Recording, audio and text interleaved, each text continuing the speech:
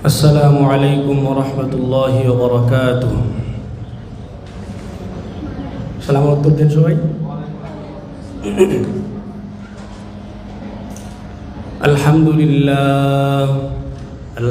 لله وكفى وسلام على عباده الذين اصطفى. أما بعد فأعوذ بالله من الشيطان الرجيم. بسم الله الرحمن الرحيم.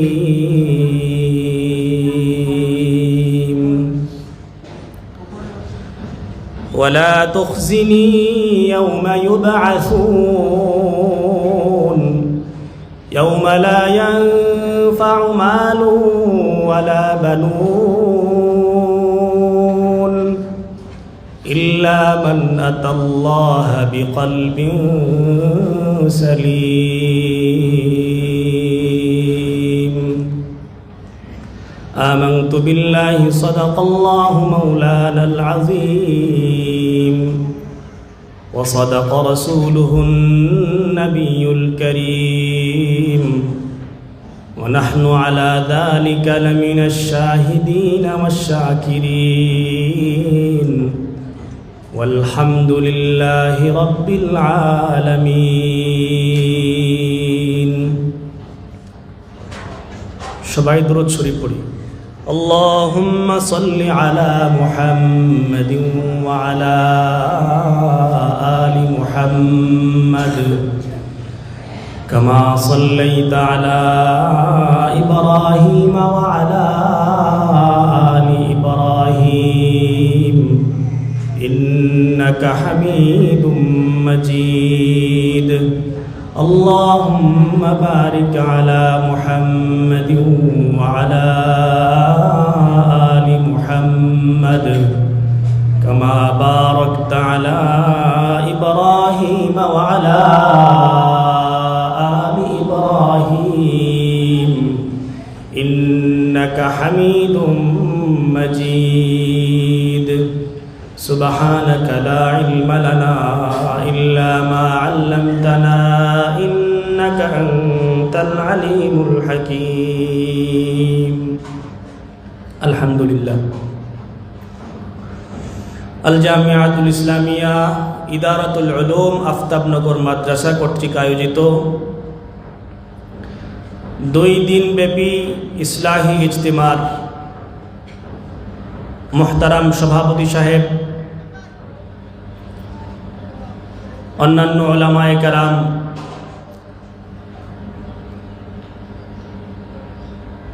এবং দিন দরদি ইমানদার মুসলমান ভাইরা, সামনে উপবিষ্ট তালিবে ইলম ছাত্র ভাইরা, মহান আল্লাহ রাব্বুল আলামিনের দরবারে অসংখ্য অগণিত শুকরিয়া জ্ঞাপন করি, যিনি আমাদেরকে ভালোবেসে মহব্বত করে ইসলাহি ইজতিমা নামক এক মহতি উদ্যোগে অংশগ্রহণ করার তৌফিক দান করেছেন। এই জন্য সকলে দিল থেকে বলি আলহামদুলিল্লাহ। আজকে যেই শিরোনামে এখানে আলোচনা হচ্ছে, শিরোনামটি হলো ইসলাহি ইজতিমা। অতীব গুরুত্বপূর্ণ এক উদ্যোগ এবং কাজ। ইসলাহি ইজতিমা মানে হলো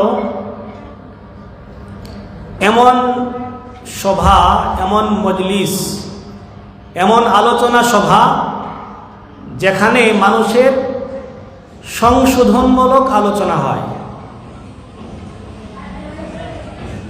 এই জন্য ইসলাহি ইজতিমাগুলো একটু সময় সাপেক্ষ হয়ে থাকে, 2 দিন ব্যাপী।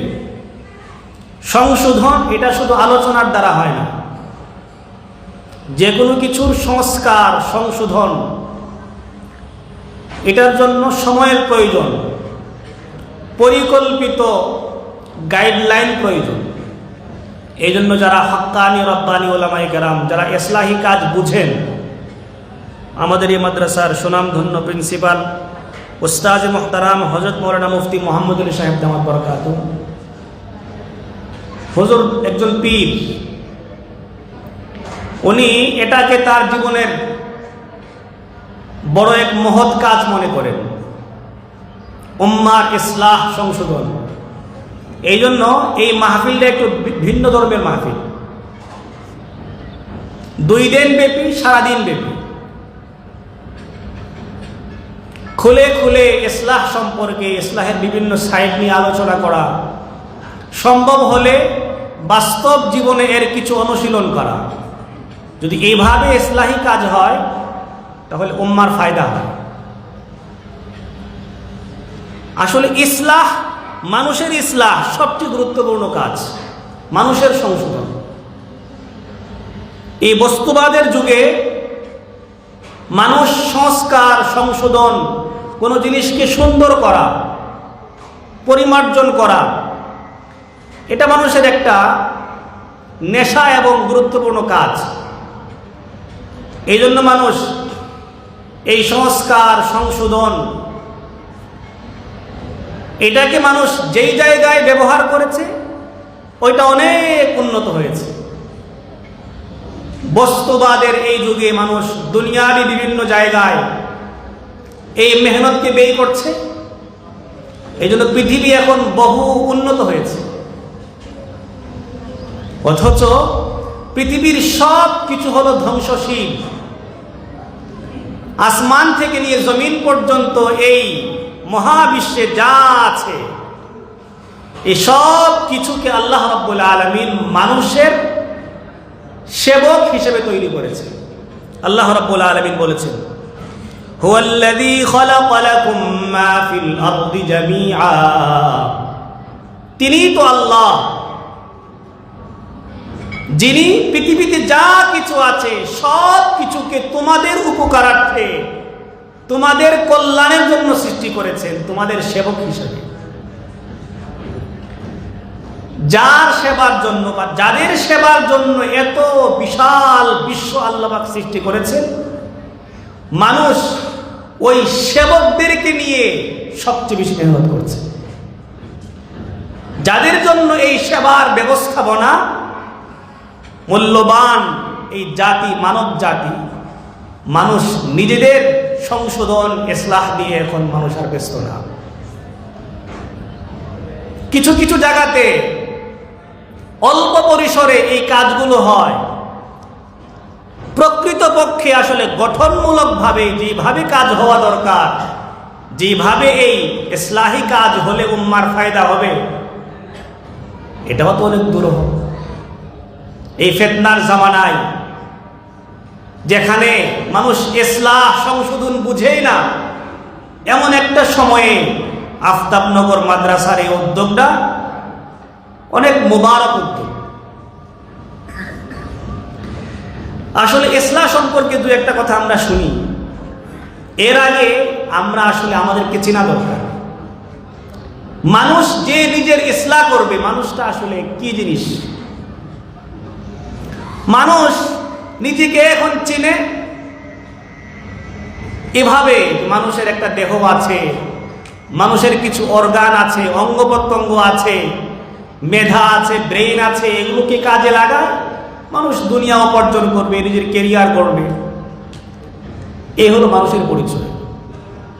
অথচ যিনি সৃষ্টি করেছেন রব্বুল আলামিন, কোরআন এবং হাদিসের মধ্যে বা ইসলামের মধ্যে মানুষ তত্ত্বকে আসলে কি, মানুষ বলতে আসলে কি বোঝায়? মানুষ আসলে 2 রকমের অঙ্গ প্রত্যঙ্গের সমন্বয়। মানুষের কিছু বাহ্যিক অঙ্গ প্রত্যঙ্গ আছে, মানুষের কিছু অভ্যন্তরীণ অঙ্গ প্রত্যঙ্গ আছে। এই বাহ্যিক এবং অভ্যন্তরীণ এই 2 ধরনের অঙ্গ প্রত্যঙ্গের সমন্বয় হলো মানুষ। বাহ্যিক অঙ্গ প্রত্যঙ্গ কি এটা আমরা জানি, মানুষের হাত আছে, পা আছে, নাক আছে, চোখ আছে। মানুষের কাছে এগুলোর অনেক মূল্য আছে। মানুষ শারীরিকভাবে অসুস্থ হলে সুস্থ হওয়ার জন্য সর্বোচ্চ চেষ্টা তারা করে। মেডিকেল সায়েন্সের সর্বোচ্চ গবেষণা বর্তমান বিশ্বে হচ্ছে। কিন্তু মানুষ কিন্তু শুধু বাহ্যিক অঙ্গ প্রত্যঙ্গের নাম না, মানুষের কিছু ভেতরগত অভ্যন্তরীণ অঙ্গ প্রত্যঙ্গ আছে। এগুলো না থাকলে মানুষ মানুষই থাকে না। মানুষের ভেতরের কয়েকটা অঙ্গ আছে, এই অঙ্গ প্রত্যঙ্গগুলো মানুষ দেখে না, মানুষ বুঝে না, এর কার্যক্ষমতা কি, এর লাভ কি, এর ক্ষতি কি, এটা আল্লাহ পাক কেন দিয়েছেন, মানুষ এগুলো কিছুই জানে না। আসলে ইসলাহি মাহফিলগুলোর মধ্যে ওই মানুষের অভ্যন্তরীণ কিছু অঙ্গ প্রত্যঙ্গের সমস্যা নিয়ে আলোচনা করা হয়। মানুষের অভ্যন্তরীণ অঙ্গ আছে তিনটা, একটা হলো নফস, আরেকটা হলো রূহ, আরেকটা হলো কলব। অনেক সচেতন মানুষ এই তিনটা জিনিস বলতে গিয়ে পেছ লাগিয়ে দেয়। মানুষের ভেতর অঙ্গ কয়টা আছে? তিনটা আছে। একটার নাম হলো নফস, যার বাংলা অর্থ হলো মন। আর একটা হলো রূহ, যার বাংলা হলো আত্মা। আরেকটা হলো কলব, আরবিতে বলে কলব, উর্দুতে বলে দিল, বাংলাতে বলে অন্তর। অন্তর, মন, আত্মা, অঙ্গ কয়টা হলো? তিনটা। এই জন্য একজন কবি বলেন, একে নফসো একে রূহ একে দিল, একে নফসো একে রূহ একে দিল, ওয়ালে দর হরফ হর এক হস্তে মুশকিল, সিফাতে নফস হামা শাহওয়াত গজিদান, সিফাতে দিল হামা তাআত বেকরদান। মানুষের তিনটা অঙ্গ প্রত্যঙ্গ আছে, একটার নাম নফস, একটার নাম রূহ, একটার নাম কলব। মন, আত্মা, অন্তর। তো কবি বলেন এই তিনটা অঙ্গের মধ্যে পার্থক্য করা ভারী মুশকিল। নফস এটা মন, এর কোনো অস্তিত্ব নাই, পুরা বডি কাটলে এটা খুঁজে পাওয়া যাবে না। রূহ, আত্মা, এটাও এমন, এটা কাটলে খুঁজে পাওয়া যাবে না। কিন্তু আত্মা এমন, যদি আত্মা বডিতে না থাকে মানুষটা কি হয়ে যায়? লাশ হয়ে যায়। আর দিল বা অন্তর নামে একটা অঙ্গ আছে, যেটা কাটলে দেখা যায়, যেটাকে ইংরেজিতে বলে হার্ট। লাভ চিহ্নের মতো এটা 24 ঘন্টা এটা টকটক করতেছে। এই যন্ত্রের কার্যক্ষমতা বন্ধ হয়ে গেলে মানুষ আর মানুষ থাকে না, তার নাম হয়ে যায় লাশ, তাকে দাফন করতে হয়। এই আত্মা না, এই অন্তরকে কেন্দ্র করে মানুষের ভেতরের দেখা যায় না দুইটা অঙ্গ আছে, নফস এবং রূহ। বিপরীতমুখী দুটো শক্তি আছে। এই দুটো শক্তি 24 ঘন্টা একে অপরের সঙ্গে ফাইট করে আর যুদ্ধ করে। কেন করে? উদ্দেশ্য হলো মানুষের পুরা বডির একটা রাজধানী, একটা হেডকোয়ার্টার আছে, এর নাম হলো কলব, অন্তর। এই কলব বা অন্তরের মধ্যে আধিপত্য বিস্তার করার জন্য। রূহ বা আত্মার শক্তি হলো ঊর্ধ্বগামী শক্তি, শুধু ভালো কাজ করতে চায়, এমন কাজের স্পৃহা, এমন কাজের শক্তি এর মধ্যে নিহিত আছে, যে কাজের দ্বারা মানুষ ধীরে ধীরে জান্নাতের নিকটবর্তী হয়ে যায়। আর নফস বা মনের মধ্যে এমন কিছু নিম্নগামী শক্তি আছে, যে শক্তিগুলো আসলে মানুষের শক্তি না, এগুলো হাইওয়ানি শক্তি, গুনাহের শক্তি। 24 ঘন্টা সেও ফাইট করে, যদি কোনোভাবে সে বডির রাজধানী এই অন্তরের মধ্যে আধিপত্য বিস্তার করতে পারে, তাহলে অন্তর থেকে 24 ঘন্টা পুরো অঙ্গ প্রত্যঙ্গের মধ্যে শুধু খারাপ কাজের নির্দেশনা থাকবে।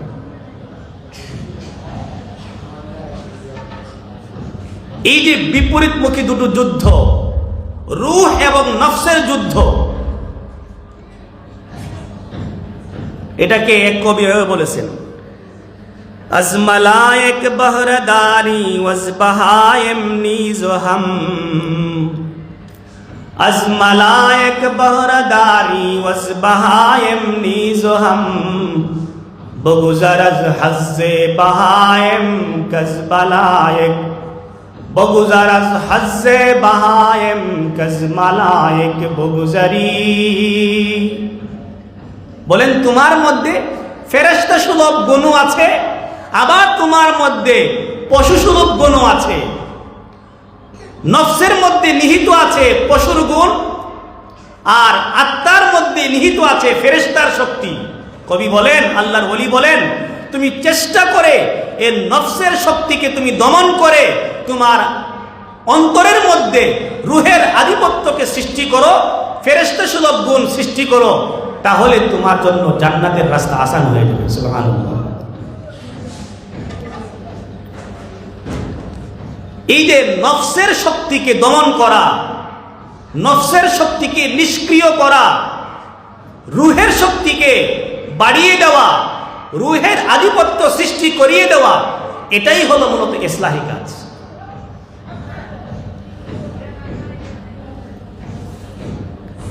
সাহাবায়ে কেরামের যুগে ইসলাম যখন পূর্ণতা পায়, যিনি এই ইসলামের প্রবর্তক রাসূল করিম সাল্লাল্লাহু আলাইহি সাল্লাম, তার মাধ্যমেই রব্বুল আলামিন ১৫০০ বছর আগে এই মানব জাতির আধ্যাত্মিক শক্তি বৃদ্ধি করার জন্য, নফসানি এবং ওই মনের শক্তিকে দুর্বল করার জন্য ইসলাম নামক এক সুন্দর ব্যবস্থা আল্লাহ দান করেছে। কিন্তু আজকের সমাজে মানুষ ইসলামটাকে বুঝার মতো বুঝে না, মানার মতো মানে না, জানার মতো জানে না।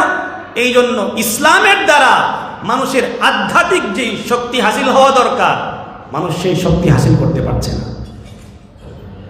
অথচ যদি কোনো মানুষ ইসলামকে পরিপূর্ণভাবে কাজে লাগিয়ে তার আত্মাকে শক্তিশালী করতে না পারে, তাহলে এই মানুষটাকে বলা হয় রোগী মানুষ।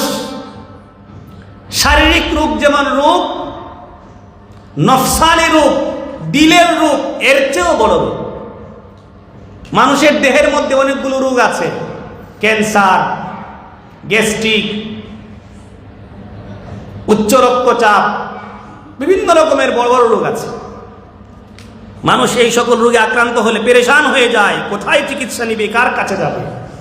অথচ শারীরিক রোগে মানুষ আক্রান্ত হলে এর সর্বোচ্চ ক্ষতি হলো তার জীবন শেষ হবে, সে মারা যাবে। কিন্তু যদি দিলের রোগে আক্রান্ত হয়, তাহলে এই দিলের রোগ মানুষকে এত বেশি ক্ষতিগ্রস্ত করে, এই ক্ষতির সর্বোচ্চ সীমা হলো মানুষকে জাহান্নামী বানায় দেয়। নাউজুবিল্লাহ।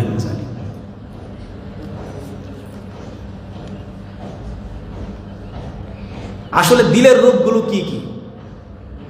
দিলের রোগ বলা হয়, নফস যখন শক্তিশালী হয় তখন এই নফস আধিপত্য বিস্তার করে দিলের মধ্যে অনেকগুলো রোগ সৃষ্টি করে দেয়। এই রোগগুলো কি? রোগ যদি আমি ভালো না করি, যদি রোগের চিকিৎসা না করি, তাহলে আমাকে বলা হবে অসুস্থ রোগী, অসুস্থ দিলের অধিকারী। আর যারা অসুস্থ দিল নিয়ে মারা যাবে, তাদের পরকাল অত্যন্ত ভয়াবহ হবে। আল্লাহ রাব্বুল আলামিন সূরা আশ-শুআরার ৮৮ নম্বর আয়াতের মধ্যে বলেন, ইয়াউমা লা ইয়ানফা'ু মালু ওয়ালা বানুন ইল্লা মান আতাল্লাহা বিকলবিন সালিম। আল্লাহ বলেন, সেই দিনকে তোমরা ভয় করো যেদিন লা ইয়ানফা'ু মালু ওয়ালা বানুন, মানুষকে উপকার করবে না, তার ধন সম্পদও করবে না, তার সন্তান সন্ততিও করবে না। কিয়ামতের ময়দানে মানুষ যদি বিপদে পড়ে যায়, তাহলে এই বিপদ থেকে বাঁচার জন্য মানুষকে উপকার তার সন্তানও করবে না, তার সম্পদও করবে না। এই সন্তান এবং সম্পদ তার কোনো উপকারে আসবে না। এই কথাটা আল্লাহ কেন বলেছে? দুনিয়াতে যারা ইসলাম বুঝে না, যারা পরকাল বুঝে না, তাদের সবচেয়ে বেশি মেহনত, মেধা ব্যয় হয় সম্পদ এবং সন্তানের জন্য। অথচ মেহনতের এই দুইটা জায়গা এমন এত দুর্বল, এত অপ্রয়োজনীয়, রব্বুল আলামিন বলেন যদি এগুলোর সাথে মুআমালা সুন্দর না হয়, সন্তানকে যদি তার হক না দেওয়া যায়, সম্পদ যদি সঠিক রাস্তায় উপার্জন না করা যায়, সঠিক রাস্তায় ব্যয় না করা যায়, তাহলে এই দুই জিনিস তো তার কোনো উপকার করবেই না। অধিকন্ত কিয়ামতের ময়দানে তার জাহান্নামী হওয়ার জন্য সন্তান এবং সম্পদ সবচেয়ে বড় কারণ হয়ে দাঁড়াবে। রব্বুল আলামিন বলছেন, সেদিনকে ভয় করো যেদিন মানুষকে তার সন্তানও কোনো উপকার পৌঁছাবে না, তার মালও কোনো উপকার পৌঁছাবে না। তো কোন মানুষটা আসলে সফল হবে? আল্লাহ পাক পরের আয়াতের মধ্যে বলতেছেন, ইল্লা মান আতাল্লাহা বিকলবিন সালিম, তবে ওই ব্যক্তি যে একটা নিরূপ অন্তর নিয়ে, রোগ মুক্ত অন্তর নিয়ে যে রবের কাছে হাজির হবে, সে সফল কাম। যার অন্তরের মধ্যে কোনো রোগ নাই, দিলের কোনো রোগ যার থাকবে না, যে সুস্থ একটা অন্তর নিয়ে রবের কাছে যাবে, সে সফল কাম। তার কোনো পেরেশানি নাই, তার কোনো চিন্তা নাই, তার কোনো অসুবিধা নেই। এই জন্য পরকালে মুক্তি পেতে হলে, পরকালে শান্তি পেতে হলে আমাকে যে কোনোভাবে আমার দিলের চিকিৎসা করে আমার দিলকে বানাতে হবে কলবে সালিম। বলেন তো কি দিল? কলবে সালিম। কোরআন বলে কলবে সালিম মানে হলো নিরূপ অন্তর, রোগ মুক্ত অন্তর, যে অন্তরে কোনো কি নাই, রোগ নাই। রোগ সৃষ্টি করে কে বলেন তো? নফস। ভুলে গেছে? নফস এক পাশ থেকে চেষ্টা করে যে কোনো ভাবে সে ওই অন্তরকে দখল করবে। দখল করলে নফস যা সার্ভিস দিবে, নফস যা রিলিজ করবে অন্তরের মধ্যে, সব হলো কি? রোগ আর রোগ, ভয়ানক রোগ, মারাত্মক রোগ। এই জন্য নফসকে যে কোনো ভাবে সামলাতে হবে। এই জন্য আল্লাহ রাব্বুল আলামিন অন্য জায়গায় বলেছেন, ক্বাদ আফলাহা মান যাক্কাহা ওয়া ক্বাদ খাবা মান দাসসাহা। সফল কাম ওই ব্যক্তি যে তার নফসকে পরিশুদ্ধ করেছে, নফসকে দমন করেছে, নফসের শক্তিকে যে কি করেছে? দমন করেছে, সে সফল কাম। এই জন্য নফসের আসলে কি কি রোগ হয়, এই রোগের কি কি চিকিৎসা, একটা হলো জানা, আর একটা হলো সেটাকে আত্মস্থ করে নিজের অনুশীলনের মাধ্যমে তার বাস্তব জীবনে প্রয়োগ করা। এই 2 দিনের ইসলাহি মজমাতে সর্বোচ্চ জানা যাবে, টুকটাক অনুশীলন হবে। দীর্ঘ সময় যাবৎ কোন হক্কানি আলেমের সঙ্গে যদি আত্মার সম্পর্ক না করা যায়, তাহলে নফসের সমস্যা সম্পর্কেও অবগতি অর্জন করা যাবে না। দিলের মধ্যে নফস কি কি ক্রিয়া সৃষ্টি করে এটাও জানা যাবে না। সংক্ষেপে কয়েকটা কথা বলি। মানুষের অন্তরে যে রোগগুলো হয়, এই রোগগুলো অনেক প্রকার আছে।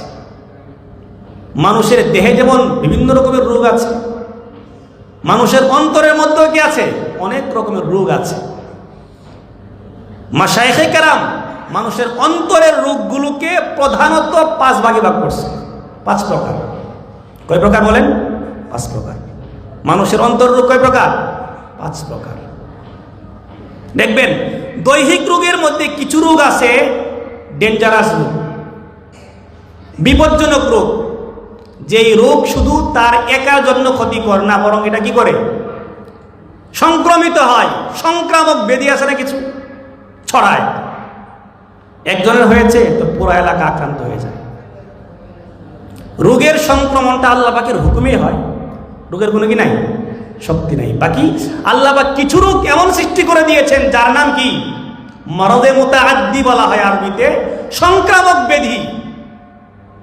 সংক্রামক ব্যাধি। মাশায়েখে কেরাম বলেন মানুষের অন্তরে যে রোগগুলো হয়, এই রোগগুলোর 5টা রোগের মধ্যে একটা হলো এমন রোগ যেই রোগটা হলো সংক্রামক ব্যাধি। কি ব্যাধি? সংক্রামক। রব্বুল আলামিন কত বড় দয়ালু সত্তা, রহমান আর রহিম। এই সংক্রামক ব্যাধির জন্য রব্বুল আলামিন এমন এক ব্যবস্থা নিয়েছেন চিকিৎসার, যদি কেউ বুঝে শুনে এই ইসলামী কোরআনী এই ভ্যাকসিন এবং চিকিৎসা গ্রহণ করতে পারে, তাহলে সংক্রামক ব্যাধির যেই গতি, এর চেয়ে বেশি গতির সাথে এর কি হবে? চিকিৎসা হয়ে যাবে। সুবহানাল্লাহ। মানুষের অন্তরে যে রোগগুলো আছে, প্রধান যে রোগ, এই রোগের নাম হলো শিরিক এবং কুফর। কি রোগ বলেন? শিরিক এবং কুফর। অনেকে মনে করছে আমরা তো মুসলমান, আমাদের মধ্যে কি রোগ আছে? ভাই, জাতি হিসাবে আসলে কোনো মানুষ নিরাপদ না। মুসলমান জাতি, মুসলিম পরিবারে জন্মগ্রহণ করলেই তার নিশ্চয়তা আছে এমন কোনো কথা নাই। ইমানের পরিচর্যা না করলে, ইমান না শিখলে, ইমান না জানলে, ইমানের মেহনত না করলে যে কোনো সময় ইমান লিক হয়ে যাবে কুফর এবং শিরিকের দ্বারা। লিক যখন হয়ে যায়, ইমান লিক হয়ে গেলে জিন্দিগির সকল আমল বরবাদ হয়ে যাবে, এবং এই কুফর এবং শিরিকের কারণে একজনের মাধ্যমে গোটা জাতি কি হয়? ক্ষতিগ্রস্ত। কুফর এবং শিরিক, এই কুফর এবং শিরিকের চিকিৎসা আল্লাহ পাক কি দিয়েছে দেখেন। রব্বুল আলামিন ইসলামের মধ্যে কয়েকটা আমল দিয়েছেন, যে আমলগুলোকে বলা হয় ইসলামের মৌলিক বুনিয়াদ। কয়টা আমল বলেন তো? কয়টা আমল? 5টা আমল। মুসলিম শরীফের হাদিস, বুনিয়াল ইসলামু আলা খামসিন শাহাদাতি আল্লাহ ইলাহা ইল্লাল্লাহ ওয়া আন্না মুহাম্মাদার রাসূলুল্লাহ ওয়া ইকামিস সালাতি ওয়া ইতাইজ যাকাহ ওয়াল হজ্জি ওয়া সাওমি রমাদান। ইসলামের বুনিয়াদ হলো 5টা আমলের উপরে। 1 নম্বর আমল হলো লা ইলাহা ইল্লাল্লাহ মুহাম্মাদুর রাসূলুল্লাহর সাক্ষ্য দেওয়া। এটা হলো ঈমান। এই ঈমানের দ্বারা মানুষ ইসলামের মধ্যে প্রবেশ করে। এটা হলো ইসলামের মৌলিক খুঁটি, মাঝখানের খুঁটি। এরপরে আরো 4টা খুঁটি আছে। একটা খুঁটির নাম হলো সালাত, নামাজ, আর একটা খুঁটির নাম হলো রোজা, আর একটা খুঁটির নাম হলো যাকাত, আর একটা খুঁটির নাম হলো হজ। কয়টা হলো? 5টা। এই 5টা বিধান আল্লাহ পাক কেন দিলেন? এই 5টা তো হলো আল্লাহ পাকের হুকুম, পালন করতেই হবে, ফরজ। বাকি হিকমাটা কি, রহস্যটা কি? উলামায়ে কেরাম বলেন এই 5টা আমল হলো মানুষের অন্তরের 5টা প্রধান রোগের কি? চিকিৎসা। কুফর এবং শিরিক, কুফর এবং শিরিক, এটা হলো সবচেয়ে বড় সংক্রামক ব্যাধি।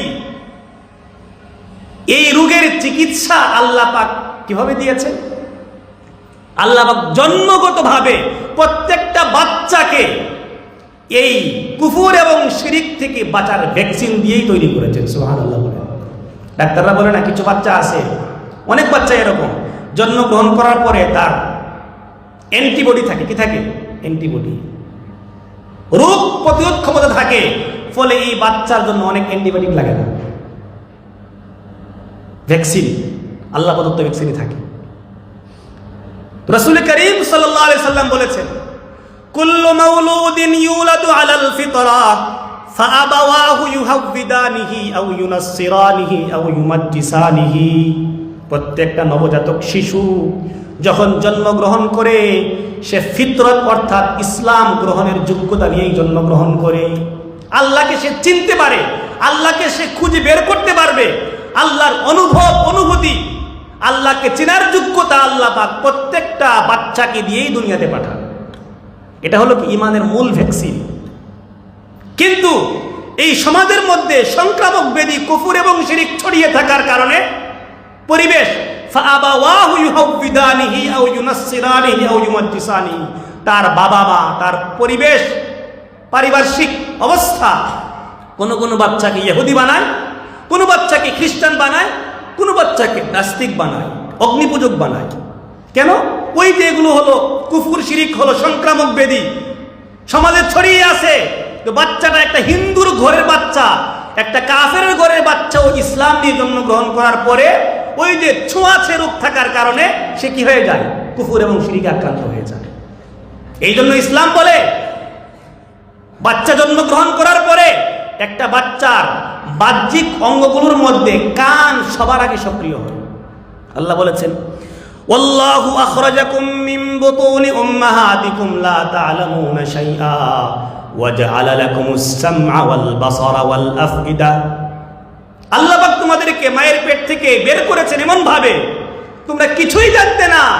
আল্লাহ পাক অতঃপর তোমাদের কান দিয়েছেন। কি দিয়েছেন? কান। কান আগে কি হয়? সচল হয়। এই জন্য ইসলাম বলে বাচ্চা জন্মগ্রহণ করার পরে প্রথম কাজ কি? কানে আজান দাও, লা ইলাহা ইল্লাল্লাহ বাণী শুনিয়ে দাও। সে ফিতরত নিয়ে জন্মগ্রহণ করলো, আবার সঙ্গে সঙ্গে অতিরিক্ত ডোজ তাকে দিয়ে দাও। ডান কানে আজান, বাম কানে কান। এর দ্বারা কি হয়? ওই কুফর এবং শিরকের চিকিৎসা হয়ে যায়।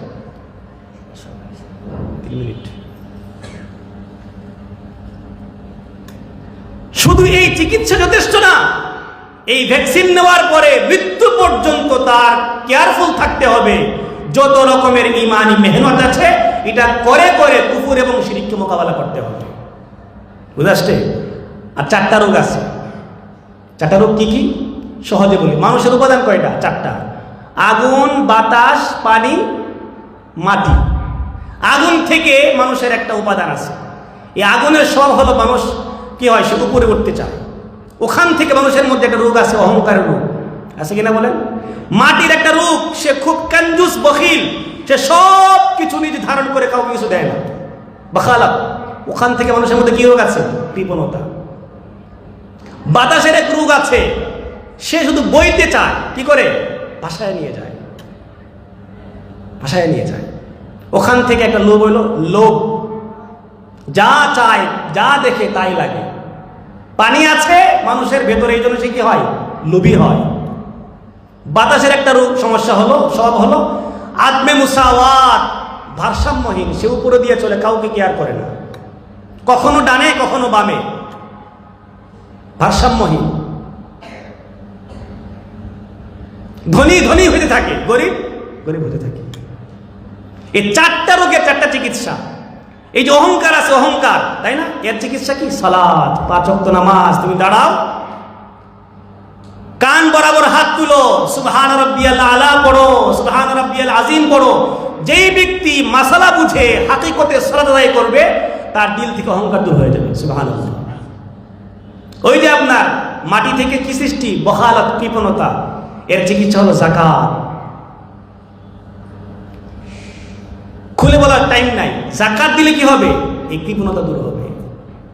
বাতাস, আদমে মুসাওয়াত, ভারসাম্যহীনতা। এর চিকিৎসা হলো হজ। হজ করলে সাম্য সৃষ্টি হয়। কি হয়? সমতা সৃষ্টি হয়। বড় ছোটকে মূল্যায়ন করতে শিখে। এরপরে পানি থেকে কি সৃষ্টি হয়? লোভ। লোভের চিকিৎসা কি? রোজা। রোজা। এই 5টা আমল হলো মানুষের অন্তরের 5টা রোগের কি? চিকিৎসা। যদি মানুষ এগুলো ভালোভাবে আদায় করে। বর্তমান সময়ে এই 5টা আমল মানুষ বুঝে না, এই জন্য ইমার্জেন্সি হিসাবে আল্লাহওয়ালার কাছে আসতে হয়। এসে কি করতে হয়? অতিরিক্ত চিকিৎসা নেওয়া লাগে। 600 বার তাসবিহ পড়তে হয় সকাল বিকাল। কারো কারো জন্য 12 তাসবিহ পড়তে হয়, কারো জন্য সারাদিন জিকির করতে হয়। কেন? মারাত্মক রোগী। এই রোগের চিকিৎসা কেমনে করতে হবে? অতিরিক্ত ইমার্জেন্সি চিকিৎসা লাগবে। এই জন্য আমরা উলামায়ে কেরামের সঙ্গে সুসম্পর্ক করে আমরা প্রাথমিকভাবে নিজের অবস্থাকে ঠিক করি। এরপর ইসলামের মৌলিক 5 বিধানকে যথাযথ আদায় করে আমাদের অন্তরে 5 রোগের কি করব? চিকিৎসা করব। আল্লাহ পাক আমাদের সকলকে নিজের ইসলাহের ফিকির, উম্মাহের ইসলাহের ফিকিরে নিজের সময়কে ব্যয় করার তৌফিক দান করুন। ও আখিরু দাওয়ানা আনিল হামদুলিল্লাহি রাব্বিল আলামিন।